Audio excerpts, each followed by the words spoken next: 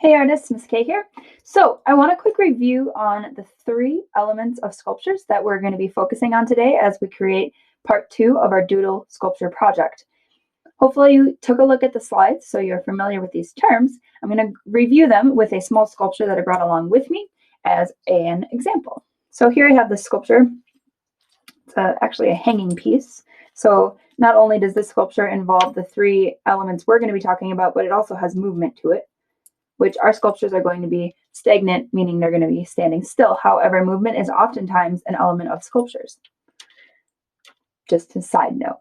So the first thing we're going to talk about is line, okay? Or mostly creating the illusion of line. We're creating a direction that your eye follows. So if I were to arrange these pieces all in a row, hold them up like this, your eye follows along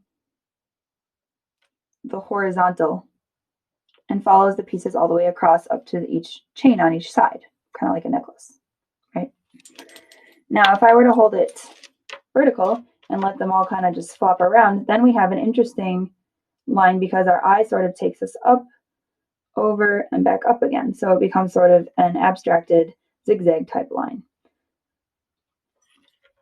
The second thing is shape or form. Okay? So shape refers to things that are two-dimensional, such as circles, squares, triangles, that kind of thing. If we translate that into form, we'd be talking about cubes, spheres, pyramids. Okay? Since our sculptures are actually creating 3-dimensionality out of flatness, which is kind of interesting. So we're actually taking 2-dimensional pieces and creating something 3D out of them. Okay? The shape or the form of each item is going to help to create the overall aesthetic or the overall look of the sculpture.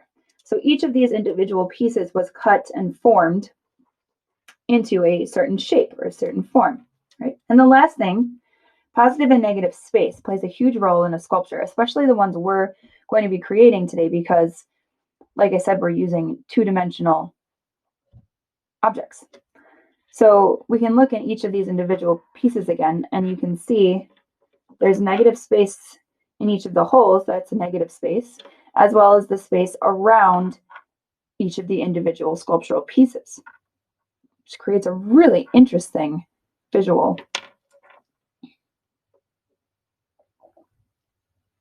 So let's translate that into our doodle sculptures. Okay, everyone, I'm ready to begin my next step. So I have completed cutting out my geometric and organic shapes and doodling on all of them. I'm going to be building my sculpture next. I'm thinking about creating line, shape, and positive and negative space in an interesting way to create my sculpture. In fact, I'm going to investigate those 3 things so much that we're actually going to end up building 3 different sculptures using the same pieces. So we're going to be doing what's called 3 different configurations, meaning 3 different ways of putting the same things together to create a different final product. And then we're going to be comparing those final sculptures and seeing which ones we think worked the best and why. So to start, I'm going to clear off my papers here. And I have my camera at a funny angle because I want you to be able to see the 3-dimensionality of the sculpture as I build it up. So I'm also considering that I do want my doodles mostly facing outside so that they can be enjoyed and looked at with the sculpture. So I like to cut a little slot as I go. So basically the way the paper sculpture goes together is by cutting a slot, which is just a small cut in the sculpture. Very small, like 1/2 inch, 1 inch most, okay? And connecting it to another piece, kind of like a puzzle. I'm going to take this piece here, and I need to build a base for my sculpture, so I'm going to use some of the bigger pieces and see what I can come up with. Now, there's a lot of playing involved in this step, which I really like, and you gotta be moving the pieces around and figuring out, okay, what works, what doesn't work. Yeah, that failed, so we try again. And you want to look for pieces, maybe a piece that has a flat edge will be good for a base. So there's a lot of problem solving involved as well in this step.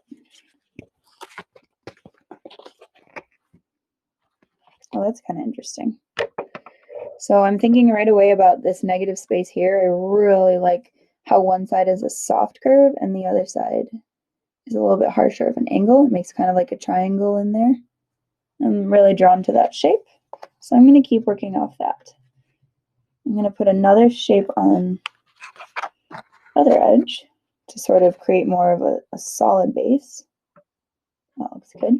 And then I also want to build my sculpture up as well as out. So I'm going to lift my webcam up a little bit. Here it gets real tricky, friends. And not only am I thinking about what will work, but I'm also thinking about what will it look like. So we call that aesthetically. So what will it look like aesthetically? How do I create interesting shapes within my sculpture with the shapes that I have? How do I create a direction or a line that the eye can follow when people are looking at my sculpture? I'm pretty pleased with it so far, so I'm going to keep building. You can start working on yours, and then we'll meet back here, and I'll do like a sort of 360 around my sculpture and kind of tell you about my process a little bit, and then I'll tell you about the next part. So remember, we're actually doing this 3 times, so we're going to get really good at manipulating these shapes. I'll meet you back here. All right, so I'm back with my finished sculpture. I'm going to give you a little tour, let you see from all sides the best that I can.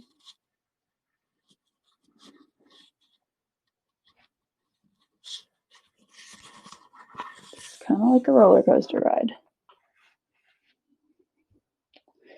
So overall, I'm pleased with this design. I think there is well-planned negative space, especially at the bottom of the sculpture. I like that it doesn't feel so heavy at the bottom, and then that it actually builds up into sort of a pyramid type shape.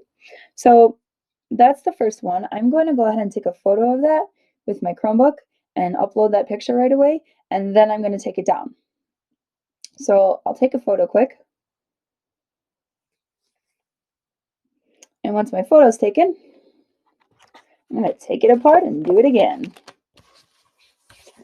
So this time my challenge is to make an entirely new sculpture out of the same pieces that I was just working with.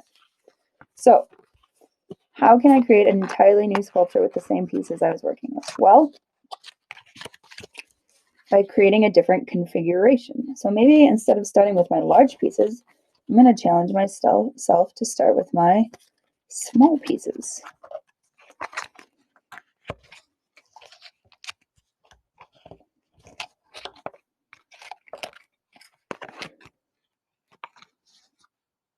So I'm going to work on that, and I'll see you back here after you finish your second configuration.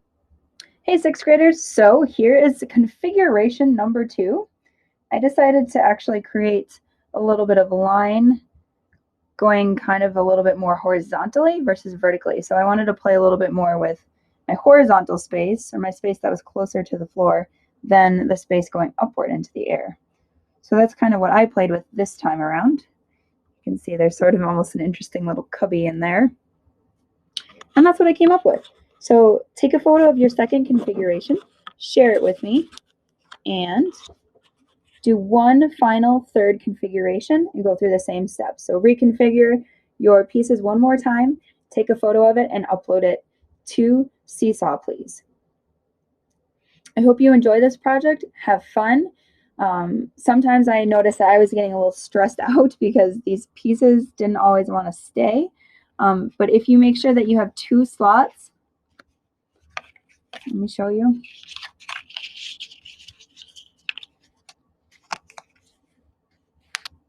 A slot there where I wanted to connect,